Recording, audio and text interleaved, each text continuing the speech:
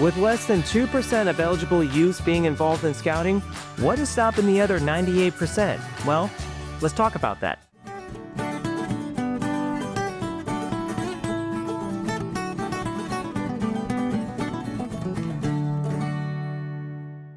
If you're new to this channel, we're on a mission to inspire and inform new scouting parents and adult leaders, inspire you to have robust programs, and provide you with the information necessary to make it happen. Today, we're working towards the goal of recruiting 100 new scouts before the end of the year by arming adult leaders with some key information to aid in recruiting the next cohort of scouts. We're going to talk about the barriers that stop kids from joining and what you can do to mitigate those obstacles. And because we're all busy professionals, I'm going to start off with the biggest barrier first, which is parents. I know it can seem a little weird, but parents are the first barrier to scouting, simply because they are the approving authority. If the parents don't see the value in scouting, that kid will never be a scout. In one of my previous videos, I talked about how units should always be recruiting and how scout leaders should engage with the parents of scout-aged children. According to the childstats.gov, there's approximately 75 million kids within the US. You break that down a little bit further, 28 million of those are between the ages of 5 and 11, which is the Cub Scout age. Add an additional 26 million that are Scouts BSA and venturing age between the ages of 12 and 17. Now, compare that data with the Scouts BSA annual report from 2023, which shows about just 1 million scouts involved in the program, which tells us only 2% of scout-age children within the US are registered in the program, meaning there's a large population of US children who are missing out on the potential life skills and experiences that are offered by scouting. There's an extremely high chance that you are interacting with an adult who has a scout-age child who doesn't know about the program or has some concerns that I'm about to talk about. Addressing these concerns is going to help show the value of scouting and help grow your unit. Because remember, you have to excite the child, but you have to sell the parent. You should always be demonstrating the value of scouting. But let's start off with the most common concerns that you're going to interact with. And number one is going to be the assaults of the past. Let's address the elephant in the room. Scouts has gotten some bad press over the last couple of years because of the despicable nature and acts of some of the adult leaders from the past. And coming from a law enforcement background, it sickens me to see people use their positions to gain access to children for horrible reasons. Over the course of the last year, I have been involved in several recruiting events, and it is inevitable that I'm pulled aside by a parent or a guardian and asked what safeguards have been put in place to protect their children. I use this as an opportunity to discuss the safeguards being enacted by the BSA, which includes the rules set forth in the annual youth protection training, which I recommend in this video to all new parents and adult leaders, and the addition of background checks in adult leader applications. Because there's little we can do as current adult leaders to change the sins of the past. What we can do is champion the benefits of scouting while working to enforce the safeguards to mitigate future results. I know this is kind of a bummer topic, but trust me, if you cannot calm this concern for an adult, that kid will never set foot in a unit, meaning that kid misses out on potential life skills and experiences. Which brings us to the second concern is, are these skills necessary and relevant in the modern world? This is an honest question because what will my kid be learning and does this even matter is kind of important. In a future video, I talk about whether or not scouting is still relevant in the modern world, but that goes more philosophical versus practical, so I want to focus on the practicality of these skills in this video. Because that's most likely what parents are worried about. Are these actually life skills, or is it just a set of useless tricks?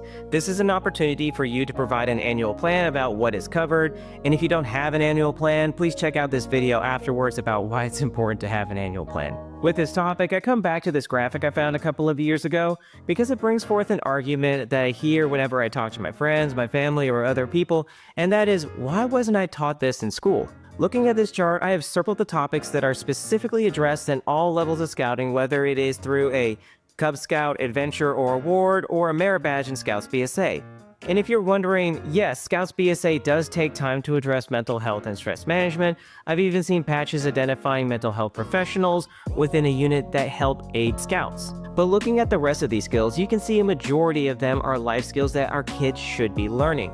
For example, our toilet paper holder, whatever, fell off the bracket on the wall, and I had it fixed within a minute, but I kicked myself for not bringing my sons in to watch me repair it because it was an opportunity to learn basic home repair. One topic that is not on here that I think is extremely important is first aid. I can tell you that my daughter didn't think that these were useless tricks when I splinted her arm after she broke her wrist playing on the playground. With the aid of the skills I learned in scouting that have been reinforced over the years, she was able to make a more quick recovery. It was even more important when I pulled a woman from a rolled over Jeep during a snowstorm in Wyoming back in 2017-2018.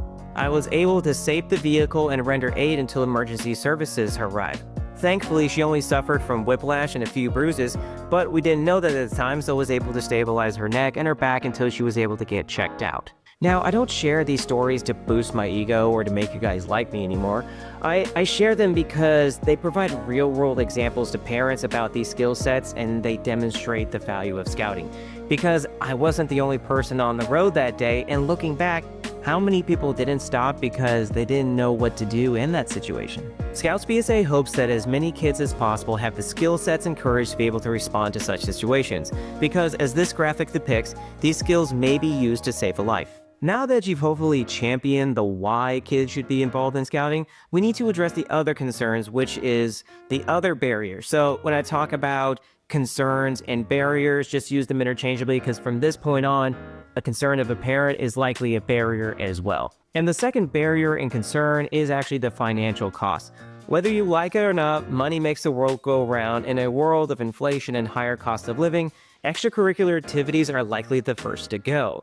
But if you've done a good job of demonstrating the value of scouting, parents are looking to keep their kids enrolled even through the hard times. Here are the most common concerns that I've heard over the years and some of the rebuttals that I can offer you to kind of retort what the parents are saying. The number one most common thing I hear about is the cost of joining a unit.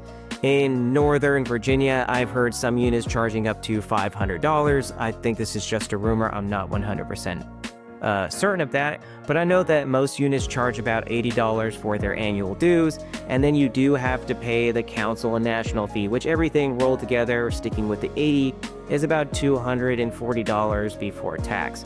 You throw in the cost of a new uniform and the required book, and you are close to that $400 or $500 mark. Now, here are some examples about how you can shift the perspective of the adult. These are annual costs versus monthly costs, as some parents will see with activities such as dance or travel sports.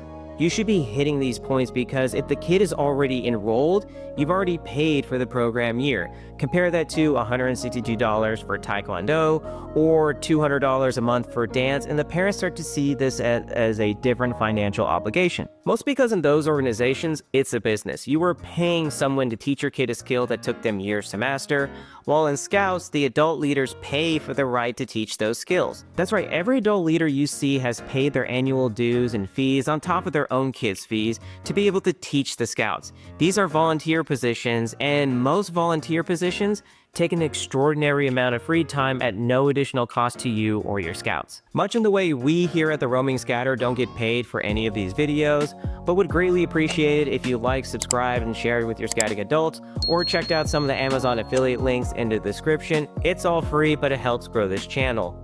And the next thing that I want to talk about is the cost of summer camp or other activities on top of the annual dues.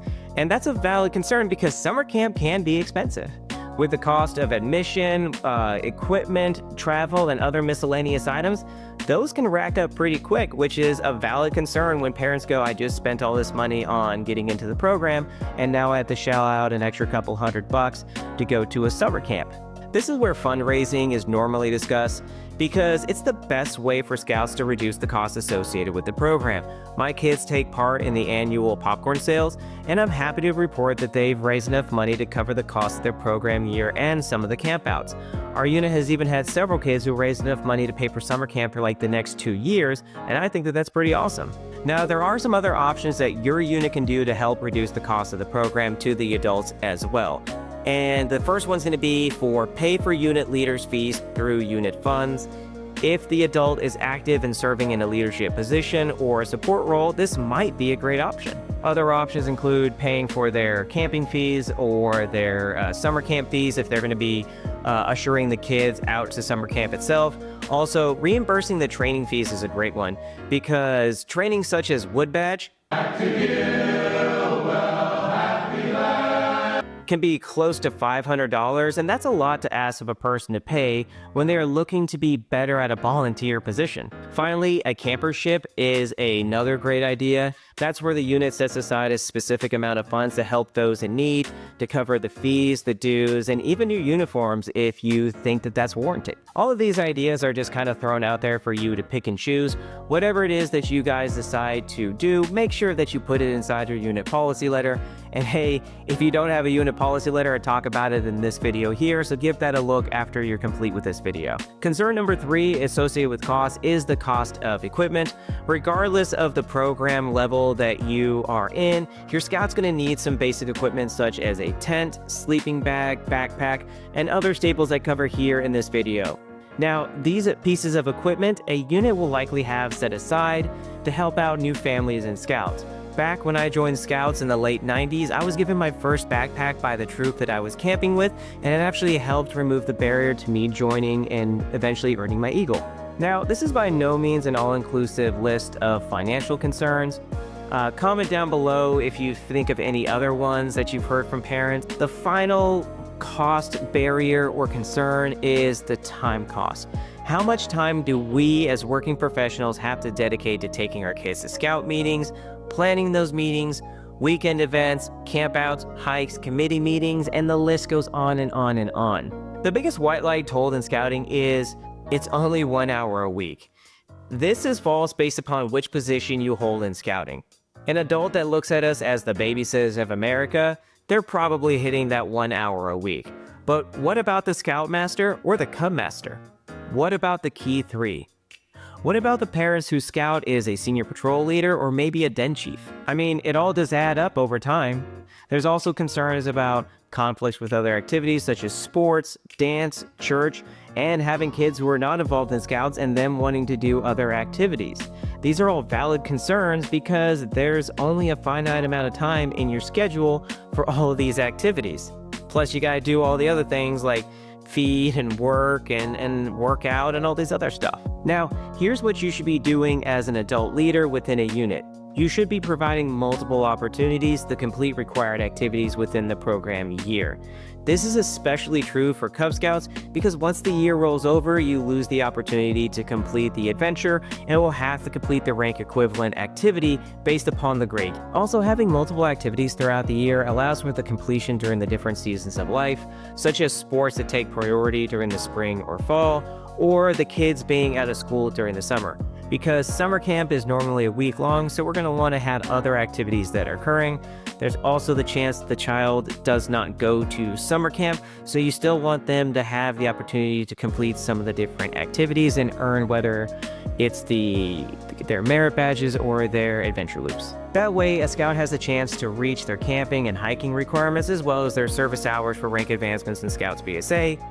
In the end, having a robust program helps ensure your scouts are getting the most out of the year, and it keeps them engaged where they want to tell their friends about the program. But hey, do you think that there are other barriers to scouting that we didn't talk about in the video?